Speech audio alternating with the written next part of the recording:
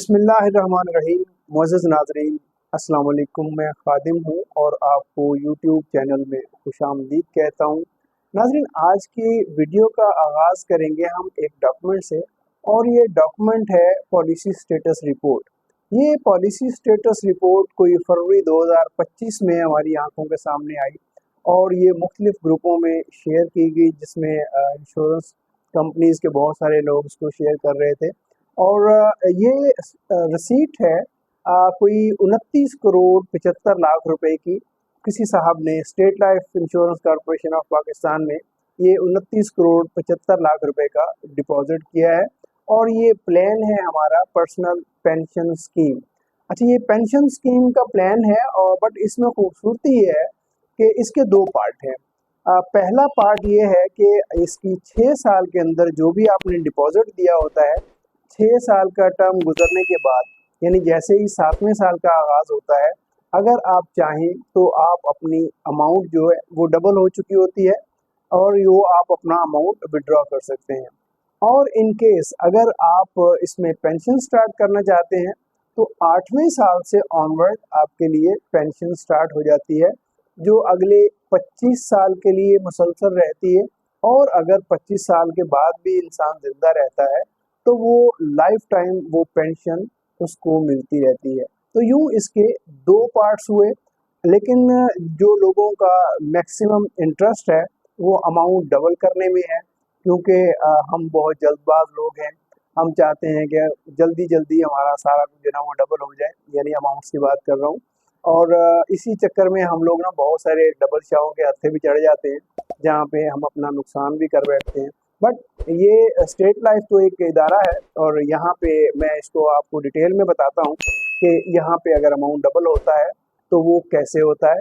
तो चलते हैं हम प्लान की डिटेल की तरफ।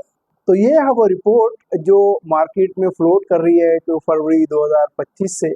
और जब से ये फ्लोट कर रही है, हमारे जो फील्ड फोर्स है उसकी नज़रों से तो बहुत गुजरी है, हो सकता है आपकी नज़रों से भी गुजरी हो। और हमारी फील्ड फोर्स की नज़रों से जब से ये गुजरी है, उनका इंटरेस्ट पैदा हो गया कि इस प्लान को बेचना चाहिए।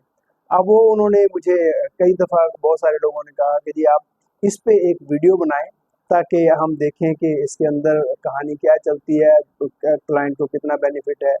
लेकिन मैं आपको बता दूं कि इसमें कोई कमीशन वगैरह ज़्यादा नहीं है, इसमें आपको कोई ख़ास फ़ायदा नहीं है, और ना ही कुछ क्लाइंट को भी फ़ायदा है। मैं आपको दिखा देता हूँ आगे चल के। तो इस ये साहब है कोई इन्होंने कोई 29 करोड़ 75 लाख रुपया जमा करवाया है। इनकी जो अपनी एज है वो 79 ईयर्स है। तो लगता है कि उम्र के आखिरी हिस्से में इनके पास जो भी जमा पूंजी थी वो इन्होंने स्टेट लाइफ में जमा करवा दी है। बाकी आगे अल्लाह खैर करे। तो मैं अब आपको बताता हूँ कि इस प्लान के फीचर्स क्या हैं और इसकी जो रिक्वायरमेंट्स हैं वो वगैरह क्या हैं। इसमें जो एज रिक्वायरमेंट है वो मिनिमम एज आपकी 18 साल होनी चाहिए, और अपर कैप कोई नहीं है। कोई भी एज हो, 100 साल तक का भी बंदा चलेगा, नब्ज चलती होनी चाहिए। तो इसके बाद जो है उसका जो मेडिकल की भी कोई ज़रूरत नहीं है, बस नब्ज चलती होनी चाहिए। इसके अलावा इसमें जो मिनिमम प्रीमियम है वो है 50,000 रुपया, यानी 50,000 से कम हम सेल नहीं कर सकते।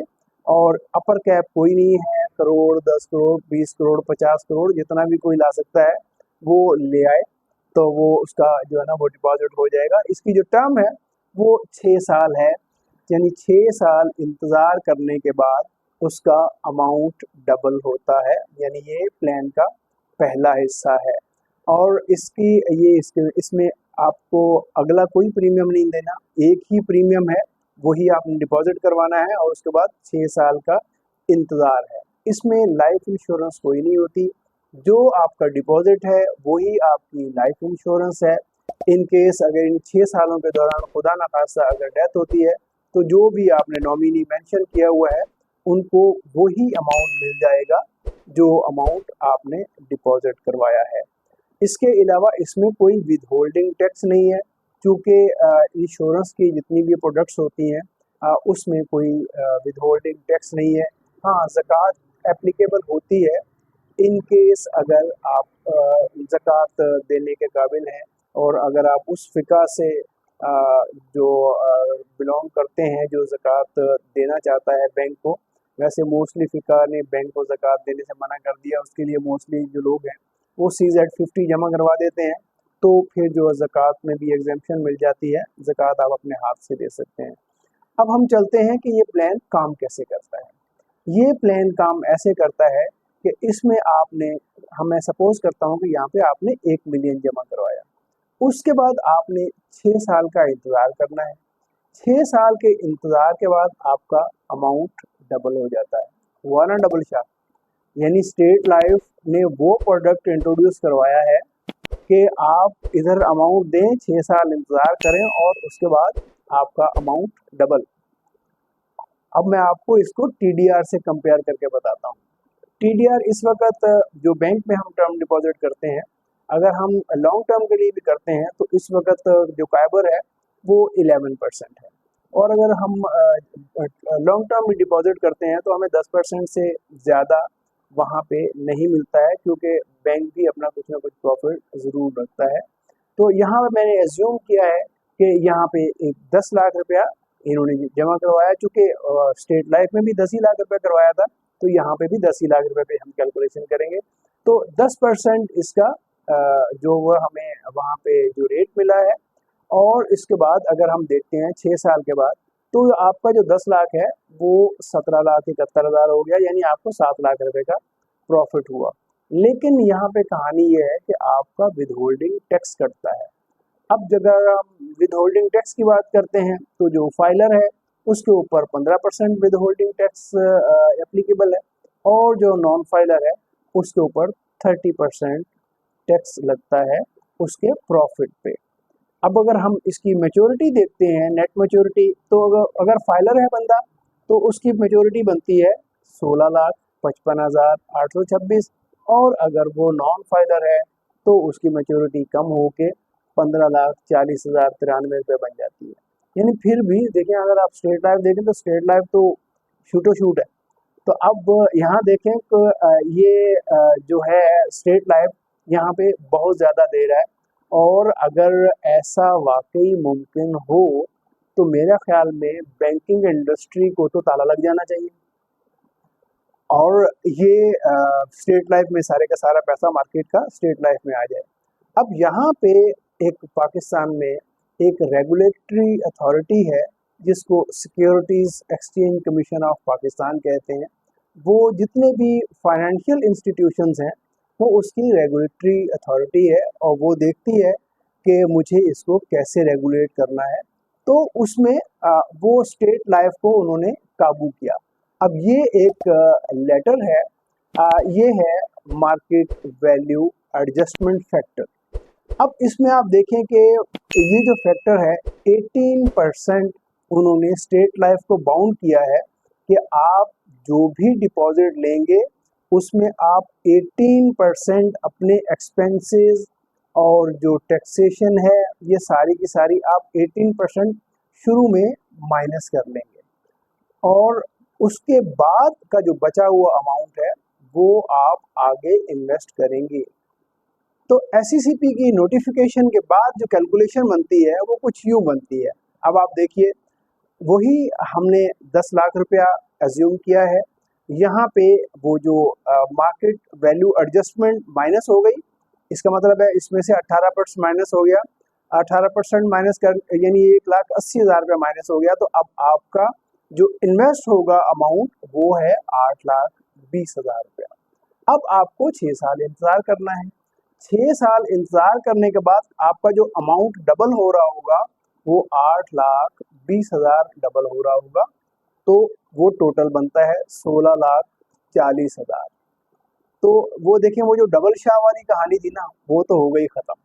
अब आपका ऑलमोस्ट आप बैंक के इक्वल आ गए हैं। मैं अब आपको वो स्लाइड दिखाता हूँ जहाँ पे हमने टीडीआर को और इसके सिंगल प्रीमियम प्लान को हमने वो किया है, कंपैरिजन किया है। देखिए, डिपॉजिट वही 10 लाख रुपया है। टर्म डिपॉजिट अगर आप फाइलर की बात करते हैं तो 16,55,000 बनता है, और अगर नॉन फाइलर की बात करते हैं तो 15,40,000 बनता है। और अगर हम इसकी बात करते हैं स्टेट लाइफ में तो यहाँ पे 16,40,000, यानी अगर वहाँ पे फाइलर हो और यहाँ पे नॉन फाइलर वाले को फ़ायदा है और वहाँ पे फाइलर वाले को फ़ायदा है, बैंक में फाइलर वाले को ज़्यादा फ़ायदा है।